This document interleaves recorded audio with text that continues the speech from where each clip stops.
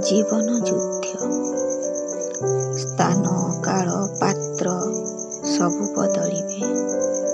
କେବଳ ତୁ ହିଁ ତ ରହିବୁ ଆଜୀବନ ନିଜ ସହ। ତେଣୁ ତୁ ନିଜକୁ ନିଜେ ଗଢ଼। ସ୍ଥାନ, କାଳ, ପାତ୍ର ଠାରୁ ଊର୍ଦ୍ଧ୍ୱରେ ଉଠ। ଦେଖ, ସବୁ ଏଠି କ୍ଷୟଶୀଳ।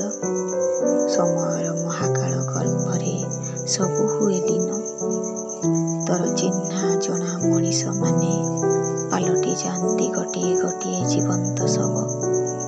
ପ୍ରତି ମୁହୂର୍ତ୍ତରେ ତୁ ହେଉ କ୍ଷତ ବିକ୍ଷତ, ପରାହତ ପରାଜିତ। ତେଣୁ ତୁ ଲଢ଼, ହେଲେ କାହିଁ ତୋର ପ୍ରତିପକ୍ଷ ଯେ ତୁ ଭୀରୁ ପରି ଫେରାଇବୁ ପାଦ। ତୁ ନିଜେ ତ ନିଜର ପ୍ରତିପକ୍ଷ। ଯୁଦ୍ଧ ତୋର। ତୋ ଜନ୍ମଠାରୁ ହିଁ ତ ଆରମ୍ଭ। ଜୀବନଟା ଗୋଟେ କୁରୁକ୍ଷେତ୍ର, ହେଲେ ତୁ ପାର୍ଥ ନୁହଁ। କେବଳ ସାମାନ୍ୟ ଜଣେ ସୈନିକ, ହେଲେ ତୁ ଡରନା। ଆଦର୍ଶ ନୀତିକୁ ଅସ୍ତ୍ର କର। ସଠିକ୍ ମାର୍ଗରେ ଚାଲ।